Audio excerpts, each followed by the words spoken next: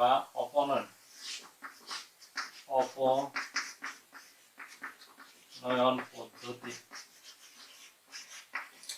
পদ্ধতি যাক ইংৰেজি কি কৰা হয় এলিমিনেশন মেথড বুলি কোৱা হয় এলিমিনেশন মেথড বুলি কোৱা হয় এতিয়া আসলে এই এলিমিনেশন মেথড বা অপনয়ন পদ্ধতি কি আমি এই কথাটো আলোচনা কৰিম আমি ধৰি লৈছো যে যিকোনো দুটা আমি সমীকৰণ ধৰি লৈছো সাপোজ 2x 3y -4 = 0 এটা সমীকৰণ বুলি আমি ধৰি ললো আৰু আন এটা সমীকৰণ হল কি সাপোজ কি কৰা হৈছে 2x মাইনাস দিলো -6y + 10 = 0 বুলি আমি কি করলাম আরেকটা সমীকরণ বুলি ধরলাম এই দুটো সমীকরণ কি কোৱা হ'ব এলিমিনেশন মেথড বা অপনয়ন বুলি কোৱা হ'ব যেতিয়া কি কৰা হ'ব এই সমীকৰণ দুটা হয়তো প্লাস নহলে মাইনাস কি কৰিব লাগিব হয়তো প্লাস নহলে মাইনাস এই সমীকৰণ দুটাই হয়তো প্লাস কৰিব লাগিব নহলে মাইনাস কৰি কি কৰিব লাগিব যিকোনো এটা চলক নহা কৰিব লাগিব হয়তো x নহা কৰিব লাগিব নহলে কি কৰিব লাগিব y নহা কৰিব লাগিব এতিয়া ইয়াতে কি কৰা হৈছে x ৰ হক 2 ইয়াতে x ৰ হক কি আছে 2 আছে গতিকে কি কৰাম এই সমীকৰণ দুটা যদি আমি কি কৰো এটাৰ পৰা আনটোৰ মাইনাস কৰি দিও বা আমি বিয়োগ কৰি দিও তেতিয়া কি হ'ব x দুটা কি হ'ব নোহোৱা হৈ যাব যদি কি হয় যে এনেকুৱা এটা সমীকৰণ আছে আমি যোগ বা বিয়োগ কৰাৰ লগে লগে ডাইৰেক্ট কি হয় মাইনাস কি হয় x বা y নোহোৱা হোৱা নাই এই যোগ কৰিছো বা বিয়োগ কৰিছো কি হোৱা নাই x বা y নোহোৱা হোৱা নাই তেতিয়াহলে আমি কি কৰিব লাগিব আমি হয়তো x নহলে y হক দুইটা সমীকৰণ কি কৰি ল'ব লাগিব আমি সমান কৰি ল'ব লাগিব যদি সমান কৰি লোৱা হয় তেতিয়াহলে আমি হয়তো প্লাস নহলে মাইনাস যিকোনো এটা উপায় অৱলম্বন কৰিলে কি হ'ব x নহলে y কি কৰিব নোহোৱা হৈ যাব অৰ্থাৎ যিটো চলকৰ আমি সহগ সমান কৰি দুইটা সমীকৰণ আছে সেই দুইটাৰ ওপৰত ভিত্তি কৰিব কি যে যদি প্লাস কৰিলে কি হয় নোহোৱা হয় তেতিয়াহলে প্লাস কৰিব লাগিব যদি মাইনাস কৰিলে কি হয় x বা y নহয় তেতিয়াহলে সেইটো কৰিব লাগিব এতিয়া ছাত্ৰ-ছাত্ৰীসকল আমি কি কৰো আমি এই এলিমিনেশন পদ্ধতিৰে আমি এক্সাৰসাইজ 3.4 ৰ পৰা আমি কিছু অংক কৰো আমি এক নম্বৰ প্ৰশ্ন এটা দিয়া আছে যে কি কোৱা হৈছে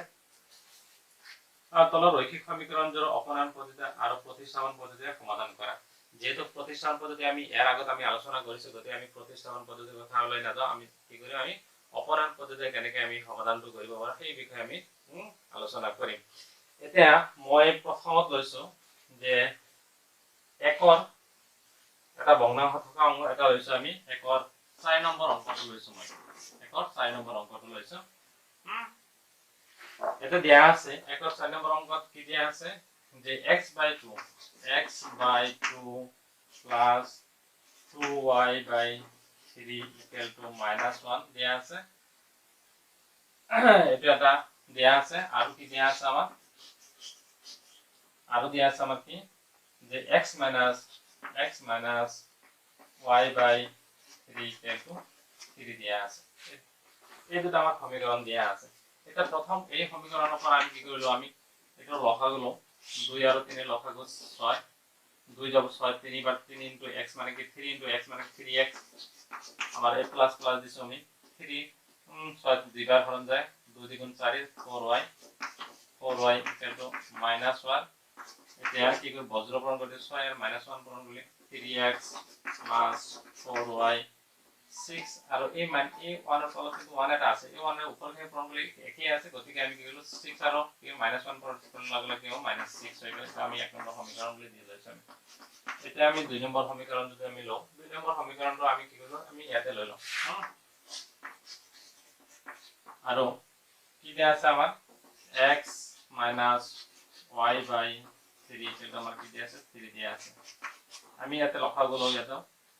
x ৰ তলত 1 আছে 1 আৰু 3 লসাগু 3 3 যাব 1 3 বাৰ 3 into x মানে কি 3x এই মাইনাস দিছো 3 যাব 3 1 বাৰ আৰু 1 into y মানে y 3 এটো কি হ'ব বজ্ৰপূৰণ কৰাৰ লগে লগে 3x - y = 9 হ'ব এটা আমি দুই নম্বৰ সমীকৰণ বুলি আমি নামকৰণ কৰিম এটা দেখা যায় কি ইয়াতেও এক নম্বৰ 3x আছে ইয়াতেও কি আছে 3x আছে গতিকে আমি যদি কি কৰো মাইনাস কৰি দিও যদি কি কৰো আমি এটা সমীকৰণ বা আন এটা সমীকৰণ যদি আমি কি কৰো আমি বিয়োগ কৰি দিওঁ তেতিয়াহ'লে কি হ'ব আমি x টো কি হ'ব নোহোৱা হৈ যাব এতিয়া যদি আমি কি কৰো যে আকৌ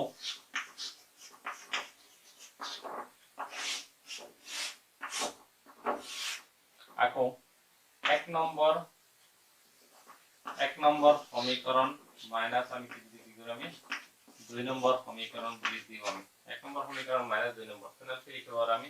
3x 4y আৰ মানে কি আছে সমান চিহ্নৰ বাওঁফালৰ খিনি মাইনাস কি লিখিব আমি মাইনাস দিলো আমি কাৰণ 1 নম্বৰ পৰা 2 নম্বৰ মাইনাস কৰিছো মাইনাস আমি ব্ৰেকেট দিব লাগিব 3x